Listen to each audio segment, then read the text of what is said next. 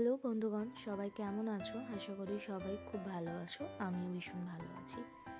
আচ্ছা, তোমরাই একটা কথা বলো তো, যখন তোমরা দোকানে কোনো জিনিস কিনতে যাও, মানে আমি অন্য কোনো জিনিসের কথাতে যাচ্ছিই না। দেখো, অন্য কোনো জিনিসের সাথে কেকের তুলনা করলে সেটা আবার হয়তো অনেকের খারাপ লাগবে যে কেকটা খাওয়া, মানে কেকটা তোমার মনে হচ্ছে যে এত বেশি, বাকি জিনিসগুলো মানে অন্যান্য জিনিসকে আমি ছোটো করতে চাইছি না। আমি তোমাদেরকে নর্মাল কেকের কথাই বলছি। যখন কোনো ব্র্যান্ডেড ভালো দোকানে কেক কিনতে যাই আমরা, তখন কি আমরা সেটা বার্গেনিং করি, মানে করতে পারি? যে ট্যাগে ধরো লেখা আছে 400 টাকা, আমরা কি সেটা বলতে পারি যে দাদা এটা কি 350 টাকা হবে না? তাহলে এই জিনিসটা কেন আমাদের ক্ষেত্রে হবে যে কোনো একটা কেক কাস্টমার কিনতে এসে কন্টিনিউ আমাদের সাথে বার্গেনিং করবে? এটা না খুব খারাপ লাগে যখন এটা হয় আমাদের সাথে। দেখো, আমরা তো চেষ্টা করি যে তোমাদেরকে যতটা কমে হয় সেটা দেওয়ার জন্য, কিন্তু যখন কন্টিনিউয়াসলি বার্গেনিং করতে থাকো, তখন না সেই জিনিসটা নিজের কাছে খুব খারাপ লাগে যে আমাদের জিনিসটার কি কোনো ভ্যালু নেই, না সেটা আমরা ঠিক করে প্রেজেন্ট করতে পারি না, না কি সমস্যা?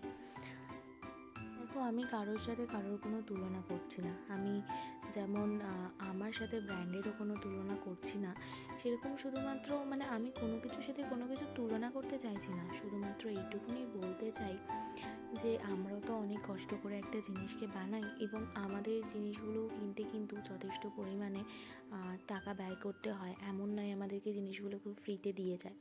তো যখন আমরা কোনো জিনিসের দাম বলছি, তার মানে সেই জিনিসটার বোঝা উচিত যে এটার এতটাই দাম হতে পারে। কারণ আমরা ছোটো থেকেই বা টুকটাক তো নর্মাল তো দোকান থেকেও আমরা জিনিসপত্র কিনে থাকি, সেই অনুযায়ী আমাদের সকলেরই একটা আইডিয়া থাকে যে মোটামুটি কোন জিনিসটার বা কোন কেকটার কত টাকা দাম হতে পারে।